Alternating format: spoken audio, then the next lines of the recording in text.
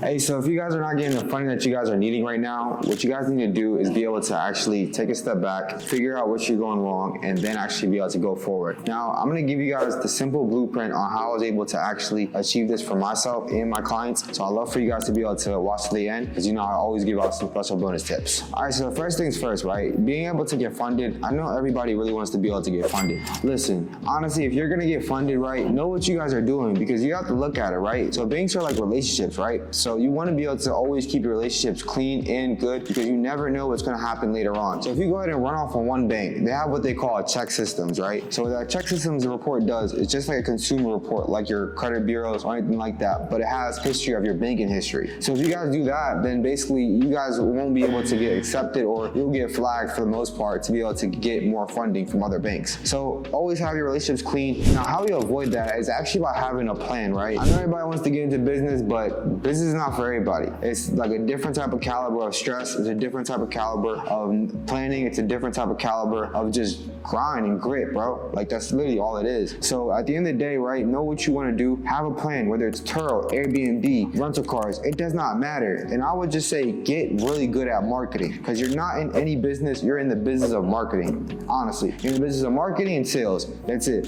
So basically what credit allows you to do, right, is being able to actually leverage your good credit to be able to have investments going forward, because I know you're tired of working for money, right? So if you guys are not tired of working for money, that's totally cool. You guys can probably end this video right now. You know what I'm saying? I don't judge nobody. But if you guys are tired of working for money, right? So I know damn well I was. So basically with that being said, it's like using your good personal credit to be able to leverage it so you can be able to have investments as far as business and upfront capital. So having a plan in place is literally going to be the best avenue to be able to get that funding, right? So I know damn well that I'm not Jeff Bezos, I'm not Elon Musk. I don't have a family member that can give me $200,000, but I do have good credit. I do have good relationships with bank that will give me $200,000. So you see what I mean? So basically being able to use that and use your good credit so you can also be able to leverage it for business credit is really the key to the game, right? So don't start an LLC if you guys aren't looking to be able to go into business. Don't start an LLC if you don't have a plan, and don't even get into this business if you don't have what it takes. So let's go on to the data points on what you need to do to be able to get approved. All right, so what you guys are really going to need to get approved, right, is going to be 10 positive accounts. Again, I'll always say the more the merrier, right? FICO is an algorithm. That's all it is. So the more positive items that you guys currently have reporting on your score is going to be better. So if you have more positive and less negative, right, your score is going to go up. That's literally what it is. So at the end of the day, always have at least 10 positive accounts, but the more the merrier. Then after that, you also want to be able to have 2 to 5% utilization. Now I know I said that 2 to 5% utilization because that's what's really going to get you guys most approved for a lot of different banks. So having 20% to 30% utilization is going to shortcut your money. So with that being said, being able to have that ready, so also have 2 to 5% utilization. After that, what you want to do is have 0 derogatory items, right? So no negative items whatsoever. And then after that, always have 100% payment history. So that's going to be able to help you guys be able to get the most amount of funding. So after you guys are able to have those data points, right? And if you don't have those data points, just keep working on it. Watch some of my other videos where I'm actually breaking down on how to build out your credit report. Now, with that being said, what you guys can do first, right, if you have those data points, is go on to the personal funding side.